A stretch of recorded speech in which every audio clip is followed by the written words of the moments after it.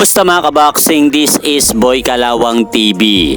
So matapos nga pong manalo mga idol ni Jaime Munguia sa kanilang naganap na rematch ni Bruno Suras nung nakaraang buwan ng Mayo at 3 kung saan tinalo po ni Munguia itong si Bruno Suras sa pamamagitan ng lopsided unanimous decision upang makabawi po siya dito sa naganap na unang laban nila nung nakaraang taon kung saan tinalo po siya nito sa pamamagitan ng 6 round knockout. Kaya po ngayon mga idol, ayon nga po dito sa inilabas na report ng The Ring Magazine, lumabas na po daw ang B-sample synthetic testosterone ni Jaime Munguia.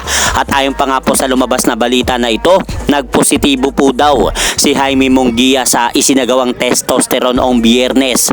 Kaya bilang parusa sa kanya, haharapin ni Jaime Munguia ang parusang ipapataw sa kanya ng British Boxing Board of Control o BBBOFC at babawiin din ang naging panalo nito kay Bruno Suras sa kanilang nangyaring rematch noong May 3. Kaya magiging no contest na lang ang pangalawang nangyaring laban nila ni Bruno Surase. Kaya ang saklap nga po ng naging parusa kay Jaime Munguia mga idol ng BBBOFC.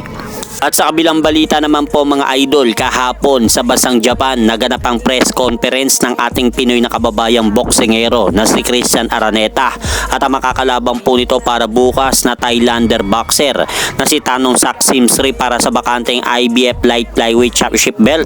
Kaya abangan nga po natin mamaya-maya ang mangyayaring official and final weigh-in na yan ng dalawa. At sa kabilang banda, inilabas na po kahapon ang boksegerong makakaharap ni Mark Magnifico Magsayo sa ibabaw ng ring sa darating na buwan ng July 19. At ito nga po ay si Mexican boxer Jorge Canmata na may kartadang 21 wins, 2 losses, 2 draw with 13 knockout. At magiging undercard nga po sila sa magaganap na labang Manny Pacquiao versus Mario Barrios ngayong din pong darating na July 19. At hanggang dito na lang po muna ang aking update sa mga aganapan sa mundo ng boxing. At syempre mga idol, huwag nyo rin pong kalimutan, pakisuportahan nyo naman po muna ang ating munting channel. Maraming salamat po.